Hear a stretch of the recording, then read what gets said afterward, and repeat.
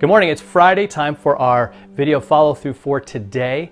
And I want you to just think for a second. Who do you think, in your mind, Jesus usually hung out with? I mean, just your overall impression of that. If someone were to ask you, who did Jesus usually hang out with? You'd probably say his disciples, right? The people who were following him. You would probably say he hung out at the temple, right? Maybe if somebody asked you where he hung out. But very often, and what we're looking at in this series that we're doing is that he hung out with outcasts, with the people in his world and even in our world who would be considered outcasts, who would be considered the sort of the dregs of society, the sinners, the people that religious folks don't hang out with and don't spend time with. They certainly don't have them over for dinner. And even worse, like in Jesus' case, he actually calls a tax collector to be one of his disciples. Matthew, the one whose name this very chapter, this very book has. He was a tax collector. Jesus went to the booth where he was collecting taxes and said, "Follow me." And he went and followed Jesus. And in the very next sentence, in verse 10, we see that next thing you know, he's reclined at table in the house, and there's tax collectors and there's sinners that are there with him. And of course, the religious guys, the Pharisees, they say this, they see this, and they look at his disciples and like, why does he eat with tax collectors and sinners? Like, why does he hang out with them?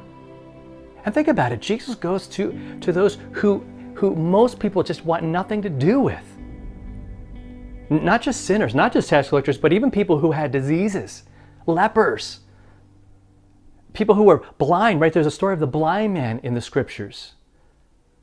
And again, it comes out in the dialogue between this blind man and these Pharisees that they believe that he did something, or his mom and dad did something, or somewhere in there's a hidden sin, an unconfessed sin, there's some dirt, something that has caused this to happen. It has to be that way, right? It's all cause and effect, right? Losing sight of the fact that we live in a fallen world, and that those kinds of things, it breaks our heart, but that it happens. And it's not always a direct, draw a direct line from someone's actual sin and a thing they committed, and God, right? Because that would mean God punishes them and inflicted blindness out of a punishment or a judgment. And I don't know, I don't see that in Scripture. See, I see God using things like blindness and things like hardships to strengthen us and to encourage us and to lead us and to teach us, but he doesn't send them. And so Jesus responds to these guys who were saying, why does he eat with them? Why does he, in a sense, welcome them? Well, we know the reason, don't we? At the very beginning of this series, a couple of weeks ago, Jesus said, he made a bold statement, I have come to seek and to save the lost.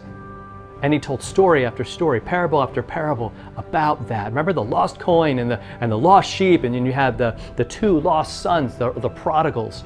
And God goes to them. He seeks them out and wants them to go home and take them home. Jesus says in verse 12, those who are well don't need a physician, but those who are sick. He says, go and learn what this means. I desire mercy and not sacrifice. I didn't come to call the righteous, but sinners. It's not like Jesus wants nothing to do with righteous people. Problem is with someone who feels that they're right with God, and that gives them kind of carte blanche to be nasty and self-seeking, self-serving, selfish, and looking down in judgment and condemnation on those who they do not deem to be at their level. See, that's the problem.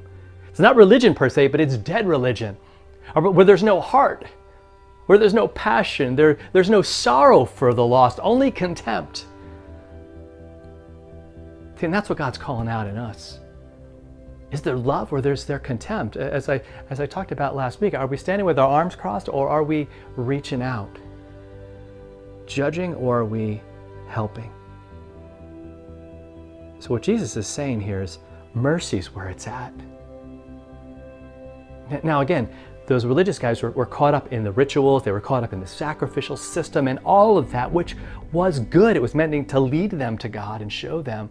But God himself came down, and this is Jesus, who is right there, God right in front of them, saying, look, even back in the Old Testament, it wasn't about these rules. It wasn't about all this. It was the heart of God. It was the fact that he loves us. That's always been his thing. And they've gotten it wrong, and sometimes we do as well. Sometimes we get it backwards. We think that he came to call the righteous. No, he calls the righteous, but to go with him to seek and to save the sinners, the people who are lost, the people that need him. So I want to encourage you today to join him on that mission, right? Because think about how he saved you. Think about the depths of your sin and how he came and rescued you. And just like Matthew, he said, come follow me. And you are. And where's he going? He's going to save someone who needs to hear about him. So happy Mission Day, and I pray that it's just one filled with God's joy and his purpose. We'll see you tomorrow.